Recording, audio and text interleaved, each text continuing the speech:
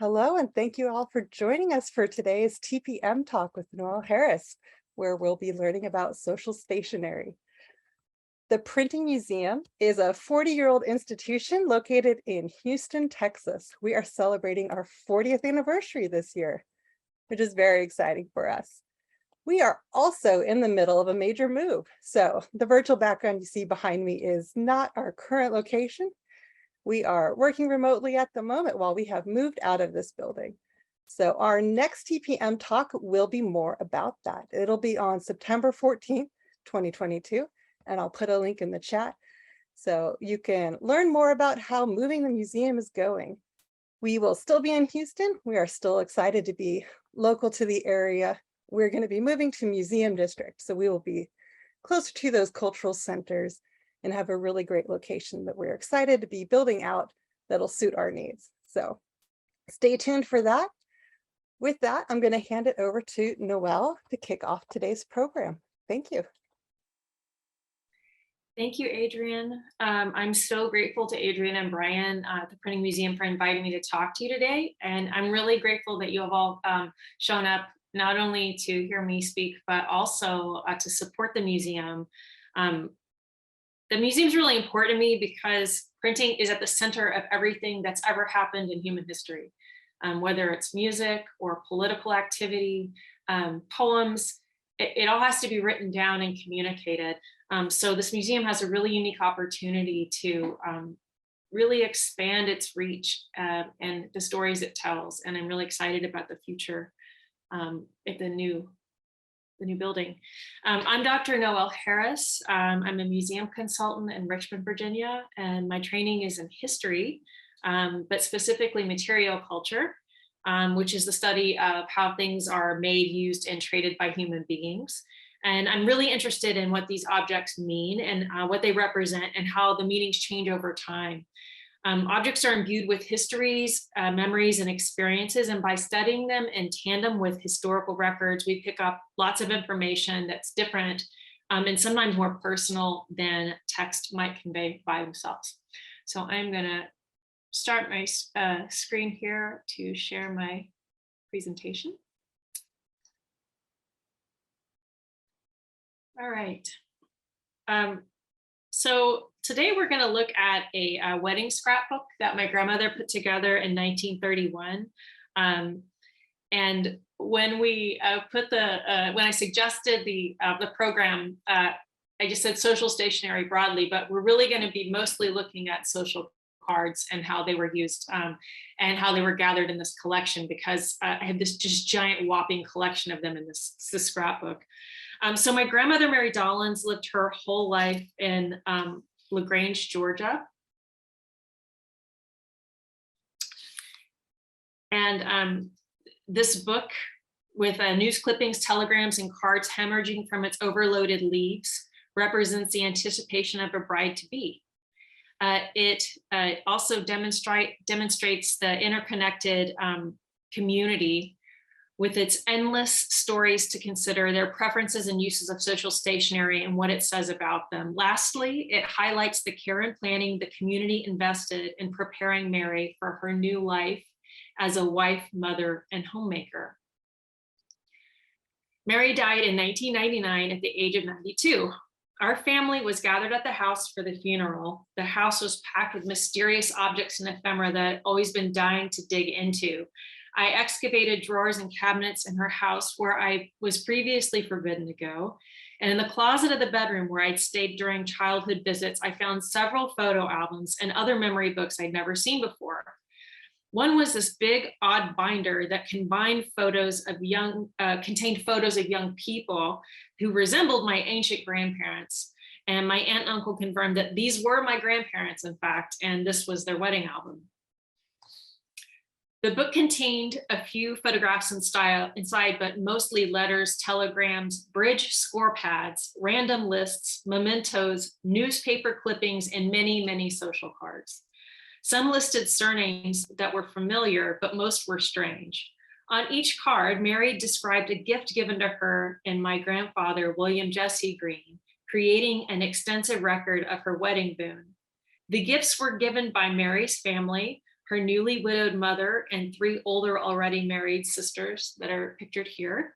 But the community extended to neighbors, former teachers, her deceased father's business connections, merchants, and fellow church members, family and friends in other counties and states. They all sent gifts, letters, cards, and telegrams with news and well wishes. Through the examination of these communications, Mary's family network becomes enlivened and relationships emerge, illustrating kinship amongst a small early 20th century town and beyond, as well as their adherence to prescribed social customs of the time. These social customs are described and recorded in etiquette manuals. The first of these described appropriate behaviors for members of royal courtiers in the 18th century. Later, non-royal but still wealthier people adopted these royal customs as behavioral goals. Fundamentally, though, etiquette's just a practical collection of social guidelines and acceptable behavior amongst a group, and that could be any group, a classroom or a social group, or a workers' union. Each situation calls for particular interactions. Even though it's unusual to find etiquette manuals that govern the propriety of less proper environments, they're appropriate behaviors that consider the well-being and enjoyment of others for every environment. Thus, social strategies vary largely depending on their group identity and their situation, the age of the members, their common culture, economic status or interest. And etiquette are the ethics of interaction followed by any group. Many people like me find such guidelines helpful as they help us move through social situations, giving the least amount of offense to others. That said, depending on who authored the etiquette manual, as well as the time of its writing, social rules can be very overbearing, divisive, and were used to single out and exclude people, as was the etiquette of the mid-19th century, the Victorian era, when Mary Dollind's parents grew up. Both Mary's parents were born around the start of the Civil War to families made relatively wealthy from the forced labor of enslaved workers of African descent. Both families' wealth evaporated once the enslaved workers had opportunity to emancipate themselves. With the end of chattel slavery, both families sold their land and founded other business ventures and eventually became workers themselves. Mary's father left Kentucky to begin an unlikely coal mining concern in Calvert, Texas, with his father, eventually settling in Georgia and working as a carpenter. He died in 1915, leaving his widow and 2 school-aged daughters at home. As for his mother, Lilla, she was one of 11 siblings with no inheritance to speak of. All but one of her siblings moved away from the rural community, then called Houston, Georgia, which is spelled the same as Houston, but it's Houston, to find a means of income. They attempted to maintain their place in the socioeconomic hierarchy by strengthening ties with social equals to thrive on a comparably meager income. By the turn of the 20th century, social cards were an inexpensive way to signal to others that one retained the customs of wealthy people, even if they no longer were so. During the restrictive climate of the Victorian era, when this generation came of age, public appearances were important. They lived through the Civil War and Reconstruction. They witnessed great heights of wealth as well as economic loss that transformed every aspect of life. The rise of automation and speculation in the late 19th century brought economic turbulence and variability as well. Seemingly overnight, newly wealthy people might appear amongst a city's most wealthy and respected citizens, an occurrence that caused social paranoia for some. This anxiety associating with the right people inspired many to cling to their Victorian morals and rituals in order to be recognized as the right sort. By 1931, the influence of Lilla's generation was still obvious throughout Lagrange society. The last Victorians loomed over younger generations as protectors, mentors, and social gatekeepers, and attempted to block the rapid course of modern progress that shockingly shortened women's hemlines and hair length. For younger people, however, modern technology provided relief and novelty, distraction from everyday toil, weakening the influence of the rigid Victorian social past. In the early 20th century, as information traveled more quickly via telegram than telephone, social rules rapidly changed, forever loosening and transforming the way we behave. Factory machines produced goods more efficiently than their human predecessors. Many men found better paying, less hazardous jobs in offices. Many women entered the workforce as stenographers, operating typewriters and other desktop mechanisms. Mary Dollins worked as a stenographer for a local railroad office. Though her mother probably didn't like that she worked, her secretarial skill helped ensure economic stability for their household, which in 1931 included her niece as well as her mother and sister, both widows. It also embedded Mary in a new culture where she talked and worked with people she may have otherwise only seen in passing. I think we take for granted what a big deal this would have been, being able to just interact with people in an office on a day-to-day basis when proper invitations would have been necessary previously. By 1931, clothing styles had changed so drastically, impacting sitting, standing, dancing, and riding bicycles, while electricity and automobiles transformed lives. Etiquette manuals that addressed these developments had helped orient people to fluctuating modern environments, steering them through increasingly befuddling social interactions. I'm sorry, my dog. Okay. I'm a good guard dog. How is a woman to behave while working with a typewriter at a stenographer's office full of men? How is she to dress? What was the correct way to conduct a telephone call? New rules had to be conjured to reflect the many changes, but many rituals of the past, like the use of calling cards, remain. Like etiquette manuals, social cards, also known as visiting or calling cards, have been used for over 200 years. And though their use was still prescribed by etiquette writers, by 1931, their popularity was waning. In their most basic use, they were given to a new acquaintance upon meeting, left during a social visit, or enclosed with gifts. Social cards could be a sort of currency. This display of many calling cards on one's entry table exhibited popularity and social desirability. Similar to likes and comments on social media today, exhibiting these cards showed visitors that other people found you interesting and socially valuable. Cards were often kept and collected as souvenirs to fondly remember people known and loved.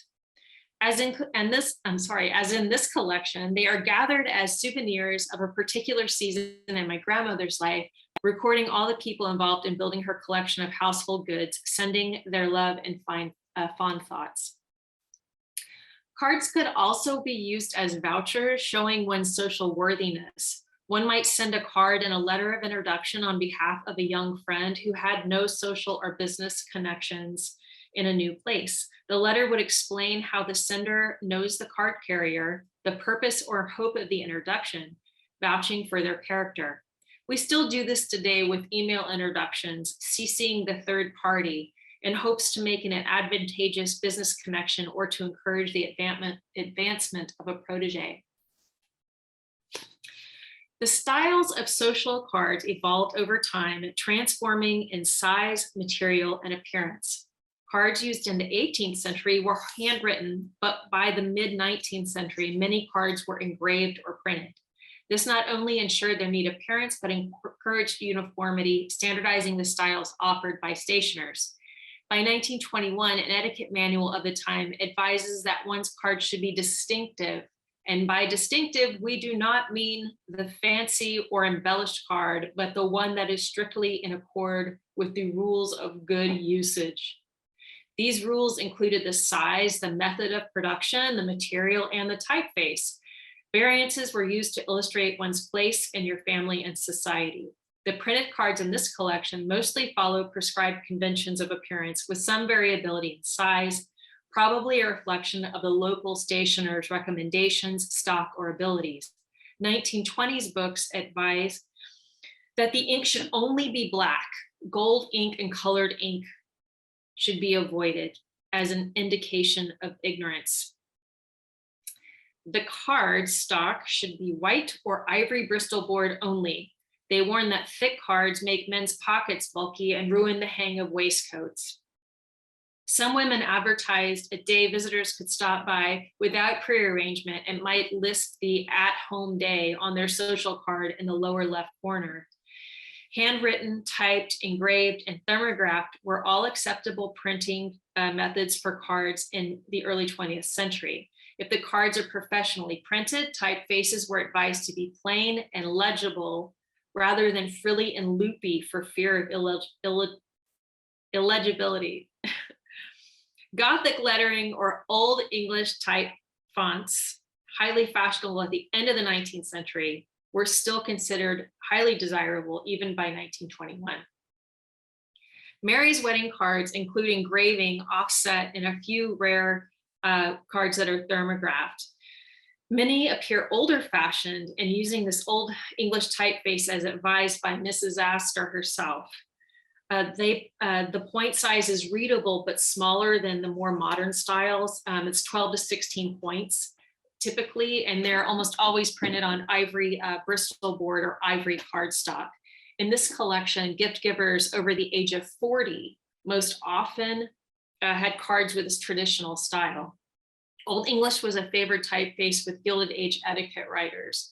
The typeface also appeared in cards representing people who were young in 1931, living at home with their parents, a boy child or young unmarried woman, in both cases, beholden to their parents through economy or society.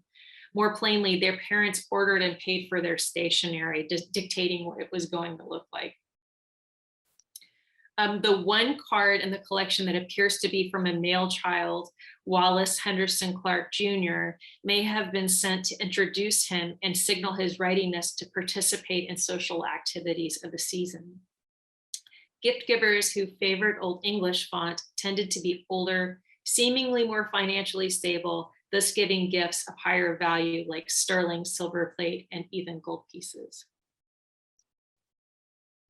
Adults, married, single, and widowed all used different design guides when designing their cards, and so did their children. Up until the turn of the 20th century, men's cards, whether single or married in the 19th century, could be as big as a playing card. This size would make the card impossible to ignore, harder to destroy or misplace, and would certainly not be confused with the diminutive-sized visiting cards of women and children. However, by 1921, men's cards shrank and were narrower and at least a bit shorter than a woman's. A single woman's or man's card would display only their name. I think this is interesting. So W. Calvin Coleman, this is in my grandmother's high school memory book, and I put it with one of her wedding cards. And this is the smallest woman's card that's printed.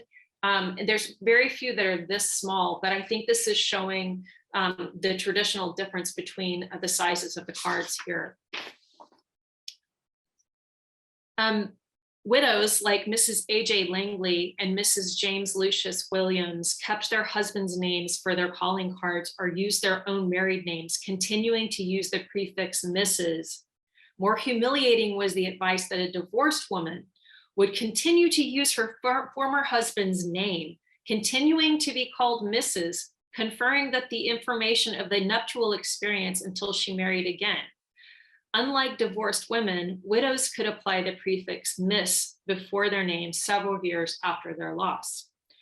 Immediately after the death of a spouse, a widow was to have special social cards printed with a black border conferring her mourning status, but this was going out of fashion by 1931. And I actually have Kate Langley's mourning card, her social card somewhere, and I couldn't find it. I was so bummed, but it's really beautiful, and it's a really intricate Old English font with the black band around the edge. And that was printed 2 years before the card that's in the top left here. By that time, it was seen as an overly dramatic expression of prolonged emotion and performance to have these mourning cards printed, because it signaled that extreme care was needed when contacting that woman. Additionally, etiquette manuals advised that mourning cards shouldn't be carried by people who are not following strict mourning dress and wearing all black. Mary's wedding collection does not include a mourning card, but her other collections include one from Mrs. A.J. Langley. The cards that seem newer and more modern include stylized script typefaces, and then the print faces, or the typeface gotten much larger. The point of the text is 16 to 20 point by this point, and they're on white and ivory cardstock. Script typeface cards in this collection tend to represent people who are under 30, showing that this style had recently become popular. The only older people who were using script fonts were the two married, the widowed women shown previously, who had just had their cards printed. So most likely, Mrs. A.J. Langley, they had, like Mrs. A.J. Langley, Mrs. James Williams had black banded mourning cards for the period immediately following, and then the new ones were printed with the script font. Many social cards in this collection are handwritten, as many as there are printed. The handwriting is always with a nibbed reservoir pen in cursive and roughly follows the same rules and layout of etiquette as a printed card, although there is some great variation in size. These cards are also presented on white or ivory Bristol or cardstock, but sometimes appear on linen card or paper. The senders of the handwritten cards are mostly married couples, but also represent single women married new from school and church. Groups of people, like acquaintances of her deceased father who went in on gifts together, had handwritten cards listing the names of the givers. There's no correlation between the value of gifts and the appearance of the handwritten card. Gifts of sterling, porcelain, and linen were given by the handwritten group just as often as those with printed cards. Many of the printed cards are altered with handwriting as well. For instance, when a couple had joint cards made, but the gift was from the wife only, the man's name was crossed out. Sometimes an additional message of congratulation was added. Other cards, like that of Mrs. Clark Henderson, added Dr. and before her name, so the couple would be identified as the gift giver. There are only 2 cards created on a typewriter. Although typewriters were easily accessible in 1931, etiquette manuals written just a few years before advised that using typewriters to create correspondence was a sign of insincerity. I don't think that the givers of typewritten cards in this collection were insincere, but simply had a typewriter handy. And one of these people was my grandmother's lifelong friend, Margaret Johnson, a stenographer in the cotton mill. And I cracked up that she's misspelled her name, mistyped it, and just corrected it here, which is great. Another interesting card was that of a neighbor and friend. Oh no, I've skipped one. Hold on. This is I'm sorry. I love this picture. I get so excited. So the guy on the left is a guy called Fred Lawhorn. And this is some trip that my grandmother and her friends had taken when they were like seniors in high school or something. And it's a great day. They just took pictures all day long. They're fantastic. Several cards displayed unique characteristics. Grace Louise Hart's card is the only card printed on nearly transparent vellum stock. In 1930, Hart had not married, but made her way working as a billing clerk at the cotton mill, living in a boarding house for public school teachers. Another interesting card was that of a neighbor and family friend, Maddie Redding Duffy, or Mrs. Albert Daniel Duffy. Her cards happens to be one of my favorites in the collection because of the Virkotype monogram, and nobody else has this. She's the only one that has a monogram, and it just happens to be my very favorite design of monogram ever, which is impossible to find. Like, it's just, Virkotypes are not offered by stationers. This monogram style was new and rising in popularity at the time, so these cards also would have identified Duffy as a trendsetter. Other than calling cards, this collection showcases other printed items of interest. The book itself, before it became a wedding album, was a printing sample book for personal cards for Christmas sent by the Standard Printing Company of Louisville in 1931. One of the pages here on the left shows the billing receipt for Mary's invitation. And so the Standard Printing Company did create her wedding invitations, and I've pulled out one of her invitations there that she had pasted into the pages. Newspaper articles describing each wedding, shower, and party link the cards and gift givers to particular social events, and the social cards link the party to the array of gifts as listed in the cards themselves. And I like, this little town recorded every single social event. So every time a 5-year-old had a birthday party, it would list every kid that was there and what they did and what they ate and what they wore, like it was a social event. It's so fantastic because there's just years and years of everything that happened in the town. It just is so charming to me. Several greeting cards demonstrate style and illustrative Art Deco motifs, like the peacock feather fans and geometrics that build on one another, accompany text in modern sans serif fonts. Overflowing fruit and flower basket motifs made popular in the 1920s continue to appear in these 1930s cards, symbolizing abundance and fertility. Each of these cards portrays the figures in 2 or 3 bright colors with black and metallic ink individually. Similarly, auction bridge scoring booklets with novel colors memorialize card games played at wedding parties. This one with the little kids getting married in the center, I think is meant to be like a Tom Thumb wedding motif, which is a whole other story I could tell you that people were obsessed with. Apparently they would do fundraisers where they would switch genders and have put on a wedding, or have children dressed as the bride and groom in the whole wedding party. And that was something that my grandmother was fond of doing with her kindergarten. It just cracks me up. But anyway, I really like this. They just glued the little people over the front, and behind it, you can kind of see a guy's hand with a cane in the background. Not really clear what the picture would have been. I think it would have just been a man standing on the hillside there. The letters pasted in the book, there's a love letter from my grandfather addressed to his dearest wife-to-be, in which he reveals they have been romantically linked for 2 years, as well as his natural ability to express confounding emotions in words. This letter is handwritten on stationery from the National Life and Accident Insurance Company of Nashville, Tennessee, disregarding etiquette standards of the time, saying no personal notes should be sent on business paper. Many letters are well wishes.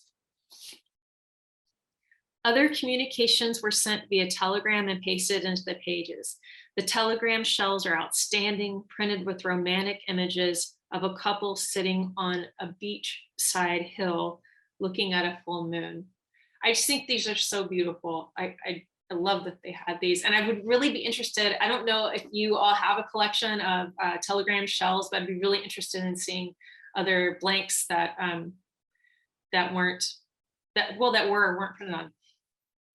Several booklets are pasted into the book, intended for advertising ideal registry items, including kitchen appliances like oil stoves.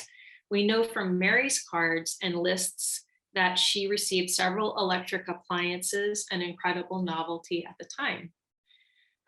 Most electric gifts were household lamps, but one that she did get was the swaffle iron that I still use, and I probably shouldn't. It's probably a safety hazard, but the waffles are so good. I can't stop using it. It's so great. But I love to, like, every time I find a card for an object I have, I love this connection of going, oh, this is who gave this. This is so fantastic. A booklet created by the Tull silversmith and Emily Post combines stylish sterling patterns with descriptions of acceptable wedding customs for the day. Many of the visiting cards in this collection relate to sterling shown in this booklet in the Dorothy Manners pattern. The amount of sterling given to Mary is astounding considering the timing of the wedding, just 3 years after the stock market crash. And this is something that's also interested me when I went through her silver after she died, that she had a small set of sterling and then lots and lots of random pieces. And some of them had monograms that related to other people in the family, so she must have inherited them. But quite a few things that are listed on her list, I think are just in patterns that people had, and they gave her things that they didn't have to buy at the time. They were just valuable gifts that they already had, and they gave her some of their own things, which I thought was really lovely. While many people were positioned to give luxurious gifts like sterling, the Depression impacted others, as possibly demonstrated by a letter stashed in the book 2 years after the wedding.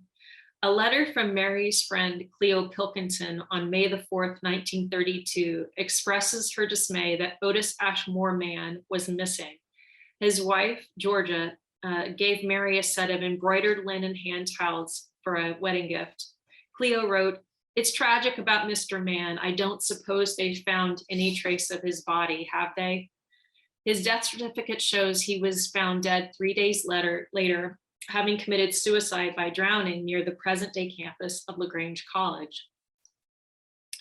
Likewise, Howard Franklin Strong, who was Mary's neighbor on Ridley Avenue and ran a dry goods store either as a manager but possibly the owner, Howard Strong committed suicide by gas just 3 months after this wedding. His wife gave Mary a Japanese lace set for a present. Though terribly tragic, the timing of these suicides just years after the stock market crash illustrates that this community valued generosity, even in the face of financial uncertainty. Other cards represent more inspiring stories. Mr. and Mrs. Sam Goldstein, Mary's neighbor on Ridley Avenue, provided her 3 sterling teaspoons, as well as 6 more as a group gift with Mrs. Harry Whitten. A Russian Jew, Goldstein and his wife had fled Russia around the turn of the century to escape conscription into the Tsarist military. After settling in LaGrange, he and his brother opened a department store together. Miss Mary Jeanette Wilhoit, along with Mrs. Fanny Baker, gave Mary a fernery, which, if you don't know, is a shallow dish meant specifically for growing ferns. And I think I know which one it was, and I think I broke it 20 years ago, which I'm kind of bummed about. It was really beautiful. Wilhoit made local history when she left LaGrange and volunteered with the Women's Overseas League, serving as a nurse with the Red Cross during World War I. When she returned to LaGrange, she became the first librarian of the first public library, serving for 20 years. Although they are out of fashion now, I still find calling cards incredibly practical. Now people often use business cards to introduce themselves, but this was socially abhorrent in the early 20th century, and most people kept business and social activity separate. For those who have difficulty remembering names, social cards can be cue cards. For those of us with oddly spelled or unusual names, social cards can help ease the awkwardness of introductions.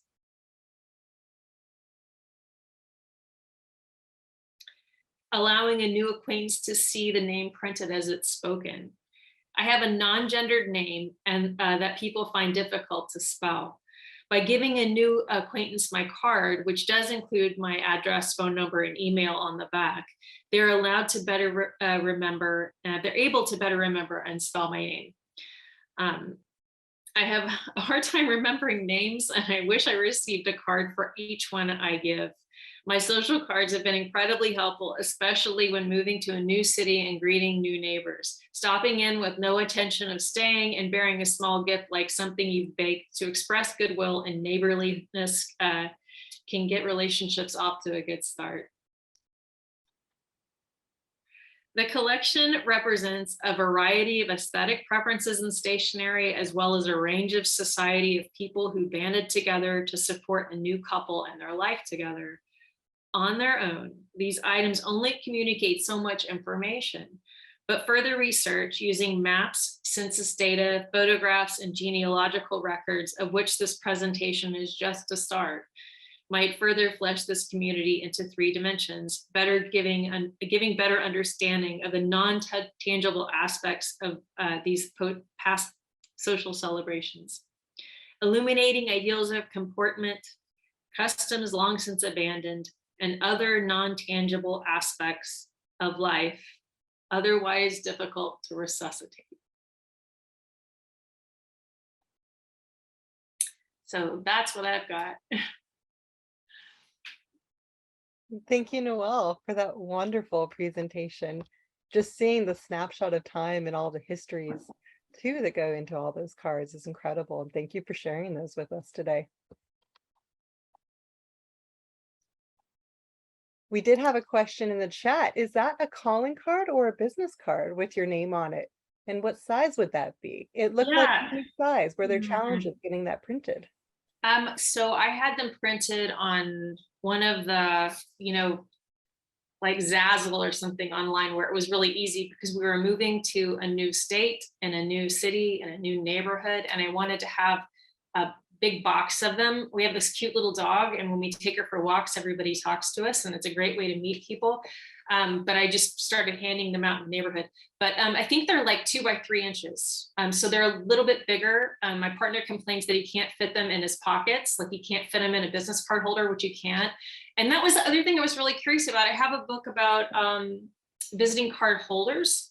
So like business card, containers that you can get now. They were collectible cases, and I think that they were just kind of made for the biggest size that you could possibly have. But I don't have a case right now that they could fit into, which is because it's so big. They're almost square. But I just had them printed online. I really wish they were letterpress. That would be the big winner, especially with a Virkotype, like a Virkotype letterpress social cards. Another question is, were the changes in size of visiting cards related to production methods or other external factors, such as the size of top pockets or the size of wallets? That's a really good question, and I'm not sure. I imagine that it is more one of the kind of bizarre changes that were going on to single people out to see if people would keep up with a fashion. So a lot of times in society, especially in the Gilded Age, the Victorian era, changes would be made.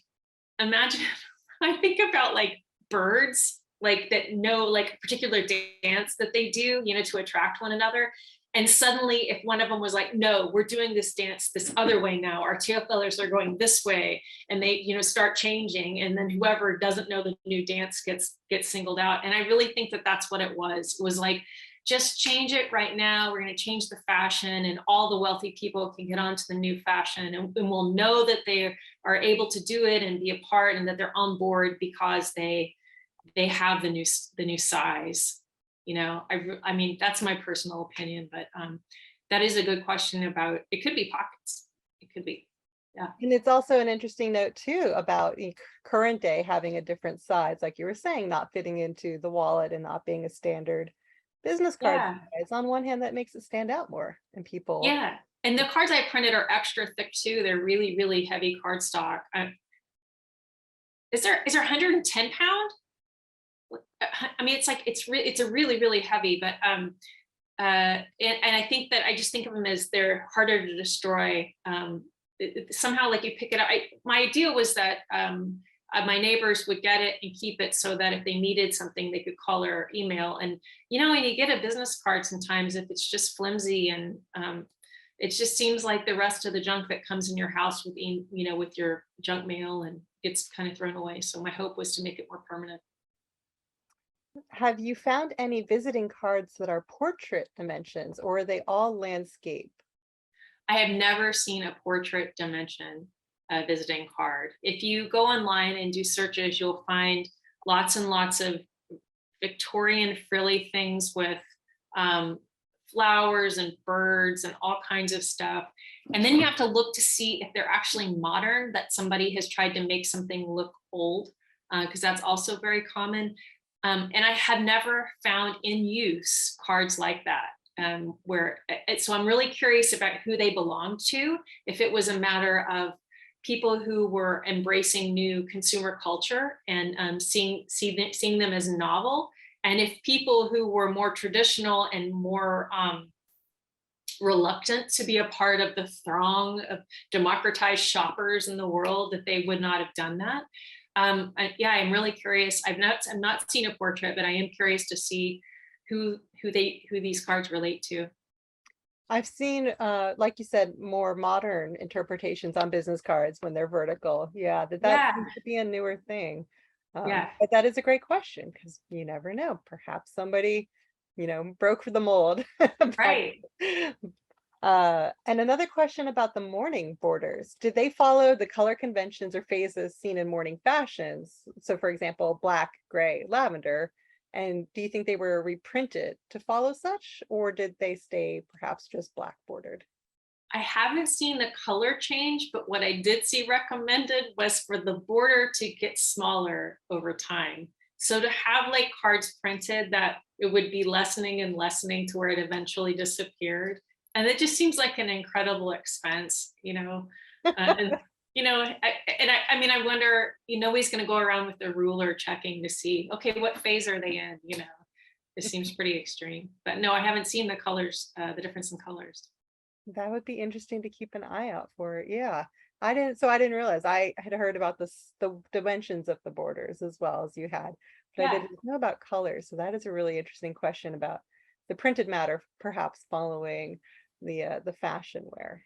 Interesting Yeah, thought. so it was black, gray, and then lavender. Yes. Yeah. So Lavender. Oh, it makes me sad that that's such a lovely color to get assigned to such a dark time. and also, Noelle, you had mentioned the monogram, that one example that had those beautiful monograms. Yeah. Think we have we don't have, I don't know if it's that exact typeface, but somewhere in the museum's collection, we have some monogram pieces, which reminded me. And so I think those are particularly fabulous and Oh, yeah. fun to pull those out. Do you have or do you know of what a Virkotype is referred to other than a monogram? No, and I'm not familiar with that. So I'm interested to learn more. You might have to put Yeah. that in the spelling of that. Yeah, it's Virkotype. Okay. And I don't think it's just related to monograms. I think it's a printing style or something, a method. I'm not clear on what it is. Oh yeah, I'll have to look that up and I might put that in the follow-up email as well. Yeah. I have some of those monogram letters, not a full set, but I've never seen them printed. So it was cool to see them today, and I've never Oh, heard yeah. that word associated with them either. So now I'm really curious about what that is. Yeah, I've had stationery and I've designed it myself, just an illustrator, printed cards and, note cards and letterhead and all that kind of thing. But I had never, I just want it letterpressed. I want to see it just like ground into the paper because it's so beautiful. Yeah, stay tuned. I think that we should definitely have a social stationery or calling card workshop in the future Oh, that would be in the great. museum. So once we get reopened and we're able to do that, that would be a wonderful, wonderful opportunity to make use of our beautiful typefaces. Yeah. I still want book plates. That I also didn't get a chance to mention that my parents had social cards in the 60s, and then even in the 90s we all had them printed with our graduation announcements from high school. They were just kind of an automatic thing that came with it, and then you ended up with this box of cards that you're like, what do I do with this? And it turned out that the reason why my parents probably had them for as long as they did is my father was in the Navy. He was an officer in the Navy, and that's the only realm apparently where social cards have remained important. And I imagine that they are used to introduce people as they're coming into events and that kind of thing when it's that formal. But I don't know. I need to find out. And so in the chat, thank you. We have more information on the Virkotypes. So I'm just going to read it out because that's great. Please. Ideal for creating a tactile and premium print finishes. Ideal for typography and line work. Virkotype is a process by which resin powder is applied to wet ink. When heated, this melts and forms a glossy raised coating. Okay, so Virkotype creates a dimensional tactile feel to projects such as business cards, invitations, report covers, and more. So yeah, a similar product today that I'm familiar with is embossing stamp powder. So when you're doing rubber Yeah. stamping, that you can put this embossing powder on it. And so it sounds like it's a similar process. Yeah. Thank you for that extra information. Yes, thank you. This has been a wonderful presentation and I have learned so much. Thank you, Noelle, for Yeah. sharing everything today.